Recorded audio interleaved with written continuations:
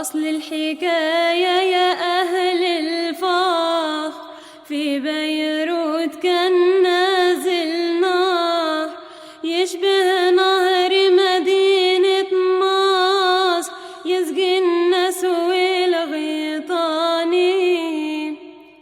وعلى النهر كان فيه عون جي وسكن فيه الملعون، ودخل في بطن زائلون إبليس مخالف الدياني. كل سنة في راس الشهر الشيطان يسكن في النار، والناس تبقى في حزن وقاه من سد الماء يا إخواني. كل سنة عليهم عتاب الملعون يسكن في الغاب، وينزل بالنهر يا أحباب يسد الماء عن الغيطان، يسد الماء بلسانه والناس قدامه عطشانة، وكانت خايفة منه له ومن صرخته في الوادي، وكان بصوته ينادي أنا بطل هذا الوادي، هاتوا عروسا نحيادي أحظي بها بأعياني. في كل سنة يعطوها عذراء مكسية بهدوم خضراء، والسنة دي جات الجرعة لنزول بنت السلطاني.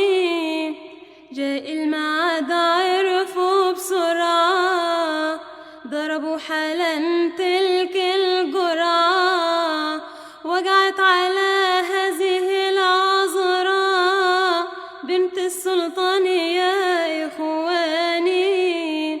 عملوا الجرعة يا إخواني، جت على بنت السلطان تسد طلب ذا الثعبان، ويفك النهر يا خلان. حزن الملك وأهل بيته على نزول بهجة قلبي، والقصر قد ضاق به من شر جور الثعبان. قال يا كبير يا أهل مدينتي، خذوا مالي ومملكتي، واعفوا عني وعن بنتي، مال غيرها بنا أعياني.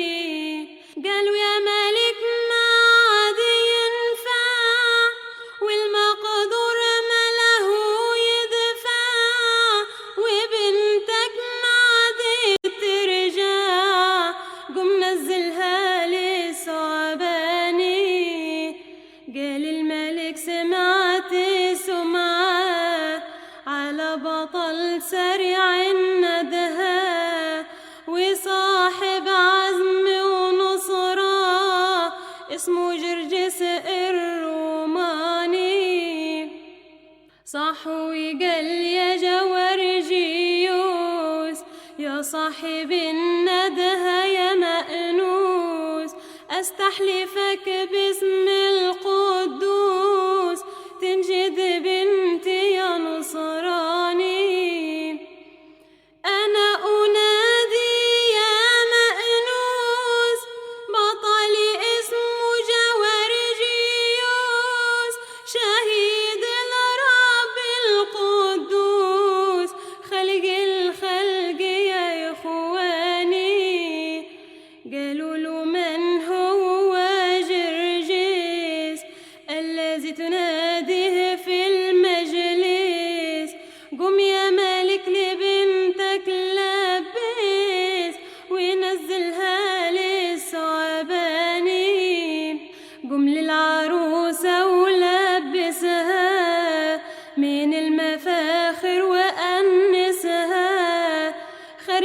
المدينة وجلسها لينظر هذاك الثعبان.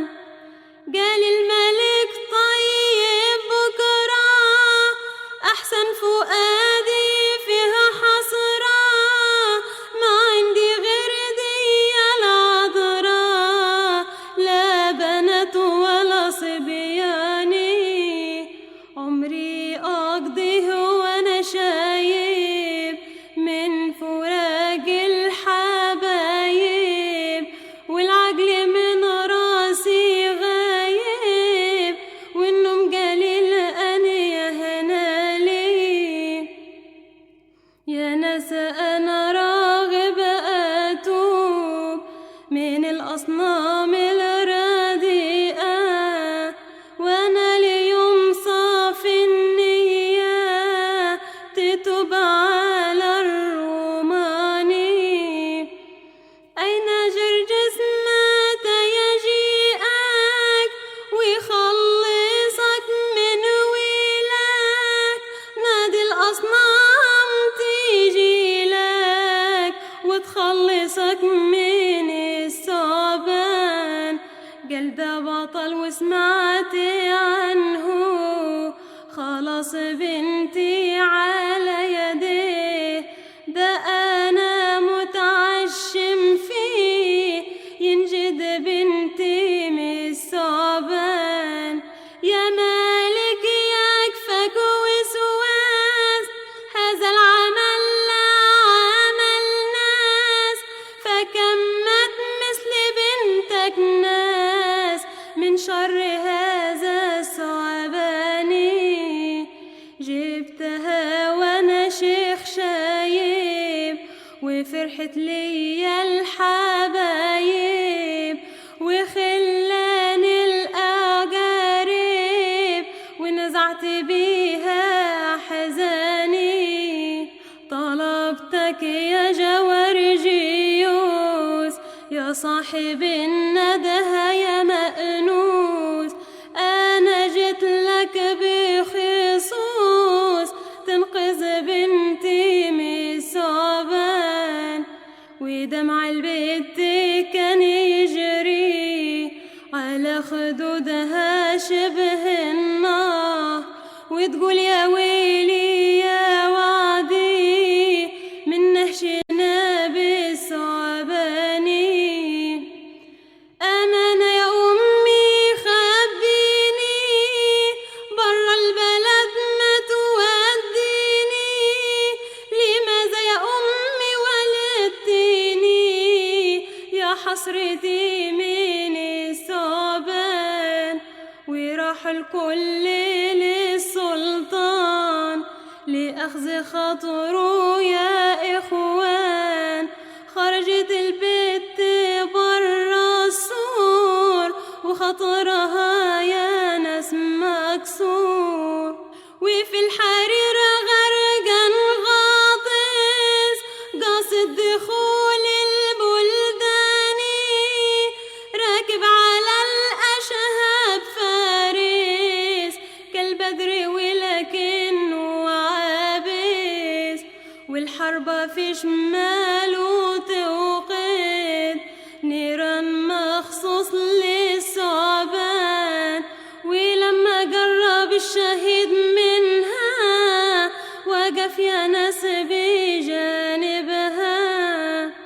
واطمئني على حالك أنا جرجس الروماني، للتنين جيت متعني وإله الذي أرسلني، وجاء إلى الوحش الأرواح وطعنوا بها في العينين،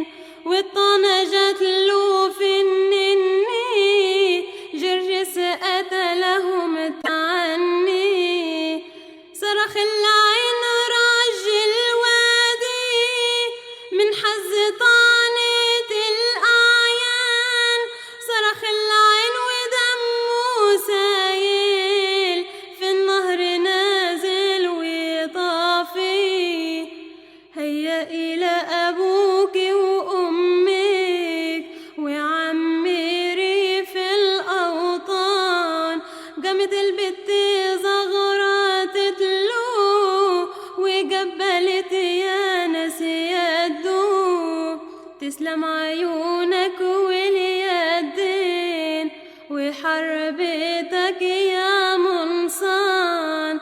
خذني ليك عروسة وأنا أملك مأنوسة، لتكون حياتي محروسة في ظل مجد الروماني.